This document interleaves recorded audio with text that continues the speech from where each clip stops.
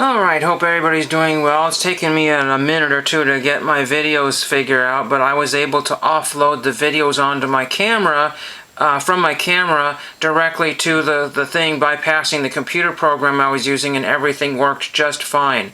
So hopefully I'll be able to do that way and from now on, and that's what I'm going to have to do. And so what happened is a lot of pickups and eBay things and stuff had come through, and I hope to get to show you some of those here. I also have some pickups from the Great Oregon Steam Up. Things are absolutely just really stacking up here, so I won't be able to get everything shown off here. I forgot how much time I had on the camera here, but we'll do the best we can. The first thing I found was at the Great Oregon Steam Up, and this is Kakumkum. I'm not sure exactly how they pronounce that there. Indian name there. 285. This is what we call an Order of the Arrow Lodge flap. 1945 to 1993. These are a difficult find, I guess. And I wonder why, because I found a whole bunch of them at the swap meet in a $3 box.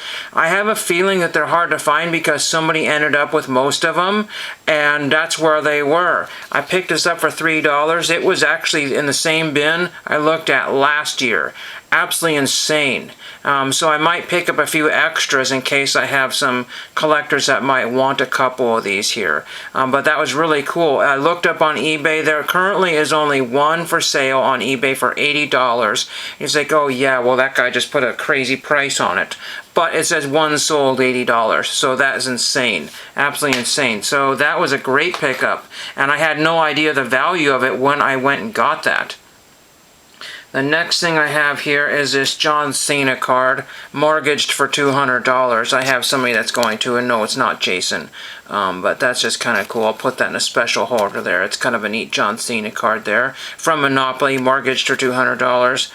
Title deed, I cannot remember what he was. Whether if he was Park Place or you know what I mean, Boardwalk. I really don't know what that John Cena one was, but anyway, there is that one there. I got a really cool TTM from somebody, but unfortunately I can't find the original card I sent.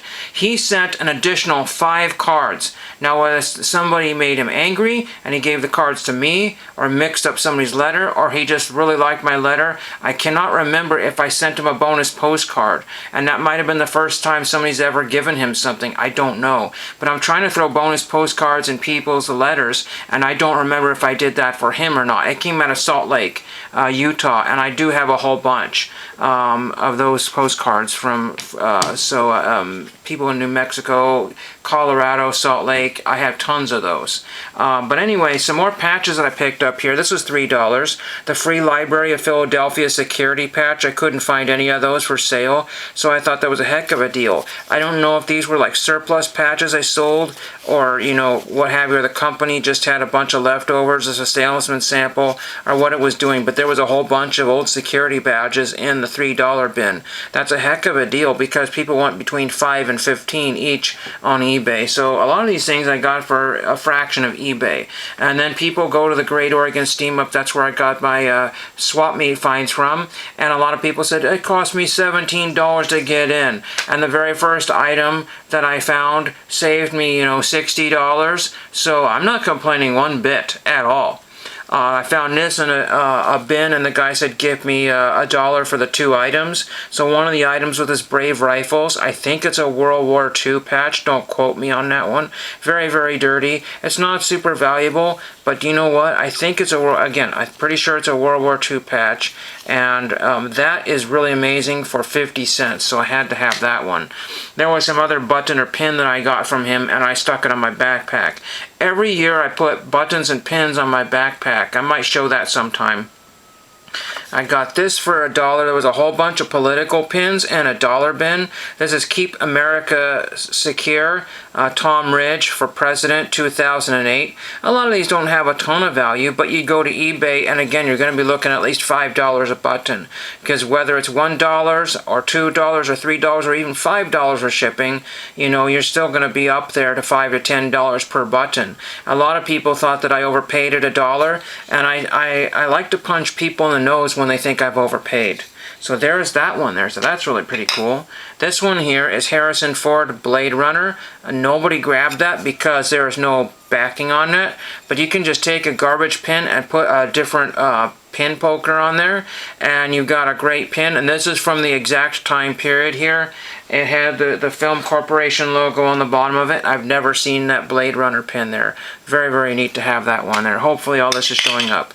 This is January 1st, 1984. I'm part of the New Beginning Pacific Bell, and this is when Ma Bell had to break up the monopoly. So I think it's a very cool piece of phone history. Again, you got to think about what you're buying and what the significance of it is. And I tried to find another copy of this pin there, and I couldn't find it. That doesn't mean it's worth that much. Then I got this New Hampshire once. I think it's Bob Carey in 1992. It's, again, all this 90s stuff. Some of these people that are shopping at thrift stores would actually just kill for this stuff here. This 90s stuff here. Again, it goes in my political collection here, regardless of what side you're on. That goes in that one there. I bought a John Edwards pin. It's on my backpack because I thought it was cool to have a John Edwards. Funny to have John Edwards for president. This one here is A New Beginning in 92. Bradley, is that Bill Bradley of New Jersey? Thought that was cool to have that one there. There is the back of it there. You gotta remember, 1992 was 30 plus years ago or something crazy like that. Insane. Then I got this in the dollar pile. This is Jersey Isle Stock Farms Special Milk, the Children's Aid Association. It says Monday on there. Rushville, Indiana. Some of these I think had corks, but I tried to grab the best one. I didn't realize there was no backing on this one.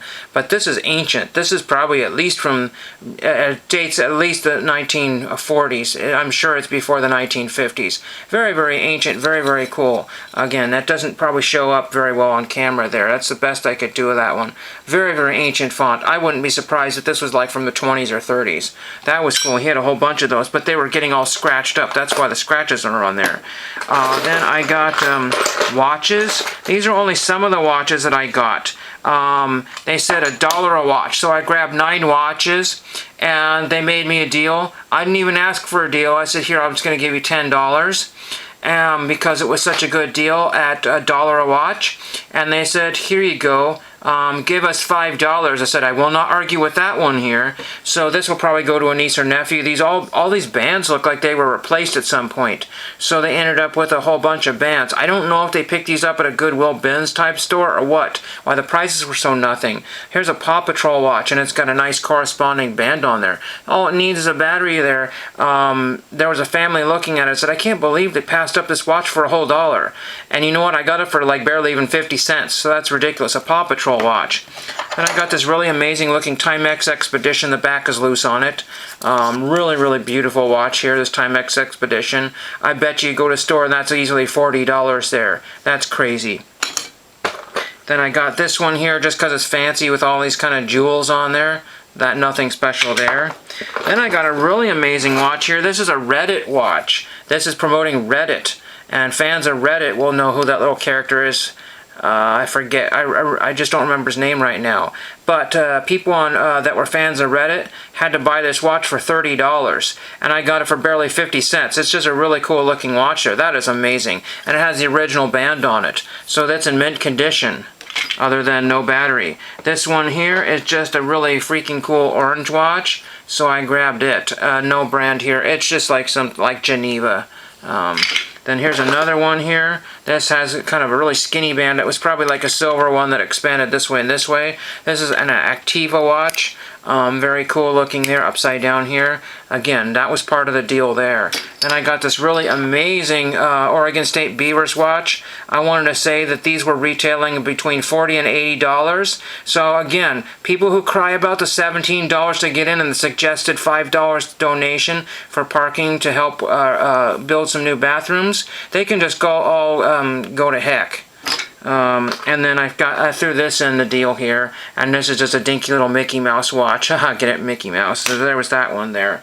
Oh, we got some more time to throw in some more stuff here. Here's a purple watch here. I thought a niece or nephew, or well, I guess a nephew. It's a blue or something, but I think maybe my niece might like it. But the bands are all the same style.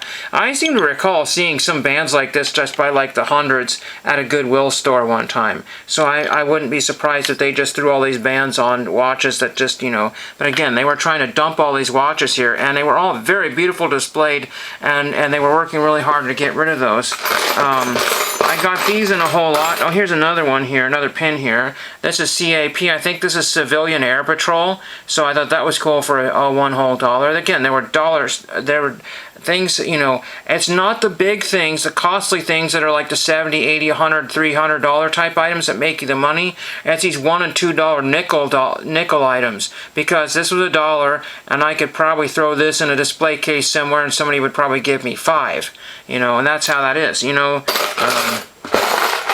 Whole pile of keys and whatnot here. Some of these keys were $1. There was only a couple. I'm putting together a small desk or table, and I just wanted a couple of decorative keys to go with that. But most of these keys came in bundles, $1 a bundle. So I mean, I've got like a whole mountain of keys. I probably got like 50 plus 75 keys. I don't know, for like maybe it's even more than that, for $5. So I thought that was a heck of a deal. I kept all the really cool looking ones. I might do something with those. I haven't figured out what to do with old keys there. But also, it was a neighbor that lives down the road, and I wanted to support him, so I bought all the keys that he had for $5. That was really crazy deal. Again, I sorted out. Those are the better ones. Some of the other things that came in here. Let's see if I can find them here. I got one trading card in a few days ago, and it was just on this table here. If I can get to it. I have some other postcards here as well to share. Again, my problem is I'm missing a couple items here. I don't want to duplicate everything you've seen before. So we might have to set this up in a separate video here, because I'm already at 10 minutes, 11 minutes here. So that's what we got for now. Let me know what you thought of my pickups here. I'm really happy to get all those watches. Now I know where to go to. I'll go to Ace Hardware and maybe get a battery for one of these when this one has to fail, because there's no sense in buying batteries for things if you're not going to use a watch right away. But hope you enjoyed that, and thank you for watching.